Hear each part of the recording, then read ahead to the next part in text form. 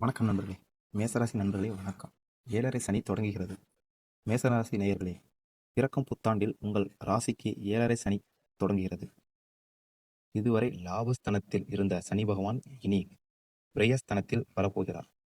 அதே நேரம் உங்கள் ராசிக்கு பூர்வ புண்ணிய ஸ்தலமான சூரியனுக்குரிய ஒன்று எண் ஆதிக்கத்தில் ஆண்டு பிறக்கிறது. புத்தாண்டில் கிரகநிலை. புத்தாண்டின் தொடக்கத்தில் உங்கள் ராசிநாதன் செவ்வாய் பாக்கிய ஸ்தானத்தில் சஞ்சரிக்கிறார். உங்கள் ராசியை குரு பார்ப்பதால் குரு மங்கள யோகம் ஏற்படுகிறது. எனவே கல்யாண கனவு நனவாகும். கடமையில் இருந்து தொய்வு ஆகலாம். 2 சந்திரன் உச்சம் பெற்றிருப்பதால் திரண்ட செல்வம் சேரும். வெற்றிகள் ஸ்தானத்தில் சஞ்சரிக்கும் குரு பகவான் புதன் வீட்டில் பரிவர்த்தனை யோகம் பெற்று விளங்குகிறார். புதனும் குருவும் பரிவர்த்தனை யோகம் பெறுவதால் புதிய திருப்பங்கள் யாவும் இந்த ஆண்டு நடைபெறும். மேலும் ராகு கேதுக்களின் சஞ்சாரமும் சிறப்பாகவே இருக்கிறது. எல்லா நாட்களும் இனிய நாட்களாக அமைய வழிபாடுகளை மேற்கொள்ளுங்கள். குருவின் பார்வை பலன். ஆண்டின் தொடக்கத்தில் மிதுனத்தில் சஞ்சரிக்கும் குரு உங்கள் ராசிக்கு 7, 9, 11 ஆகிய 3 இடங்களையும் பார்க்கிறார். இதன் விளைவாக பெற்றோரின் ஆதரவு கூடுதலாக கிடைக்கும். உற்றார் உறவினர்கள் உங்கள் முன்னேற்றம் கண்டு ஆச்சரியப்படுவர். வீடு வாகனம் வாங்கும் யோகம் உண்டு. தீர்த்த யாத்திரைகள் தெய்வ வழிபாடுகளில் நம்பிக்கை அதிகரிக்கும். பெற்றோரின் மணி விழா கிரக பிரவேசம் போன்ற சுபகாரியங்கள் நடைபெறும் வாய்ப்பு உண்டு. மீன சனி சஞ்சாரம்.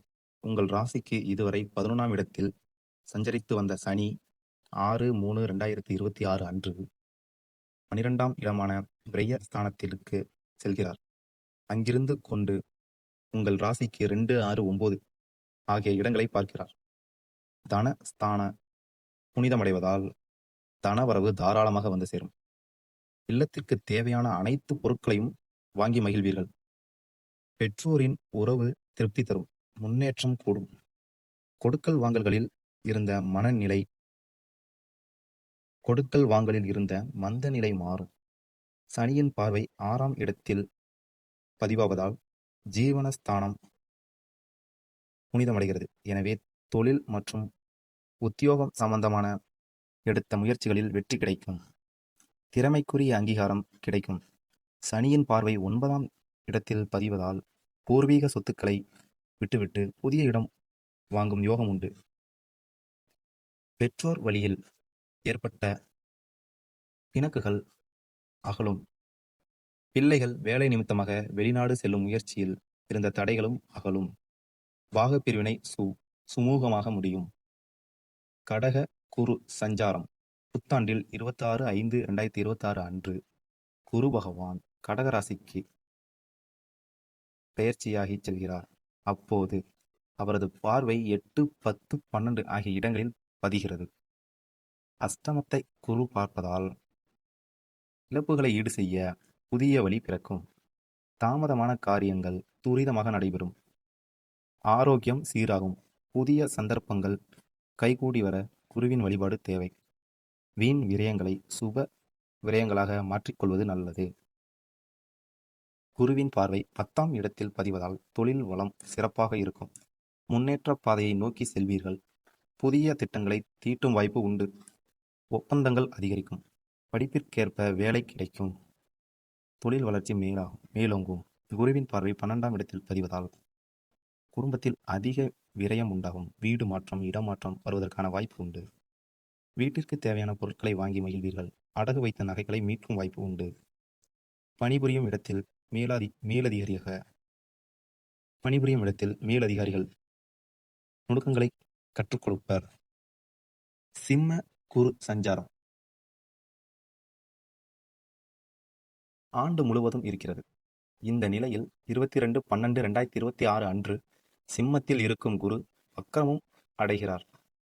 சிம்ம குருவின் பார்வை 1, 9, 11 ஆகிய இடங்களை பதிகிறது. இக்காலம் உங்களுக்கு ஒரு பொற்காலமாக அமையும். உங்கள் ராசியே குரு பார்க்கிறார் உங்கள் ராசியையே குரு பார்க்க போகின்றார் என்பதால் நல்ல பலன்கள் இல்லம் தேடி வரும். புதிய திட்டங்களை தீட்டி அதில் வெற்றி காண்பீர்கள். குறிப்பாக ஆரோக்கியத்திலிருந்து தொல்லை அகலும். உற்சாகத்தோடு பணிபுரிவீர்கள். அதிக வருமானம் கிடைத்து மற்றவர்களை ஆச்சரியத்தில் ஆழ்த்துவீர்கள். பஞ்சாயத்துகள் நல்ல முடிவிற்கு வரும். வெளிநாட்டு வேலைகள் கைகூடும். கொடுத்த கடன்கள் வசூலாகி மனதை மகிழ்விக்கும். பதவி உயர்வும் சம்பள உயர்வும் கிடைக்கும்.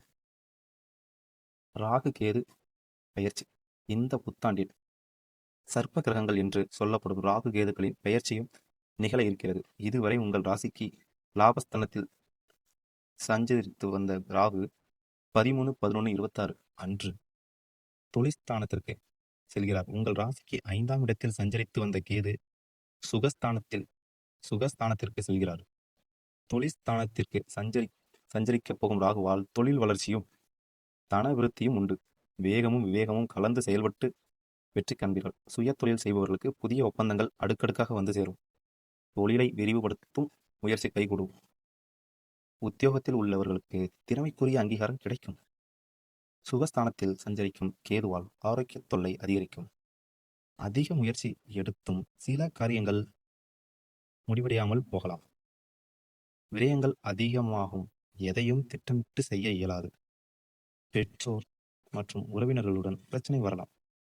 பிரச்சனை வராமல் பார்த்து கொள்ளுங்கள். ஞானகாரகன் கேது என்பதால் கல்வி கலை சம்பந்தமான எடுத்த முயற்சி வெற்றி பெறும். வளர்ச்சி தரும் வழிபாடு. ஆண்டு முழுவதும் நற்பலன் கிடைக்க சதுர்த்தி அன்று விரதம் இருந்து கற்பக விநாயகரை வணங்குவது ரொம்பவும் நல்லது. சனி குரு வக்கர காலங்கள். சனியின் வக்கர காலத்தில் சஞ்சலங்கள் அதிகரிக்கும். சந்தோஷங்கள் குறையும். யாரையும் நம்பி எதையும் செய்ய முடியாது. பிறரை நம்பி ஒப்படைக்கும் பொறுப்புகளால் பிரச்சனைகள் அதிகரிக்கும். தொழிலில் குறுக்கீடு உங்களை தடுமாற வைக்கும். குருவின் வக்கர காலத்தில் உழைப்பிற்கேற்ப ஊதியம் கிடைக்காது. பிடிவாத குணத்தால் சில பிரச்சனைகளை சந்திக்க நேரிடும். பாகப்பிரிவினை செய்வதில் தாமதம் உண்டாகும். உத்தியோகத்தில் மேலதிகாரிகளின் கெடுபிடி இருக்கும். குரு வழிபாடு திசபுத்திக்கேற்ப தெய்வ வழிபாடு நன்மையை தரும்.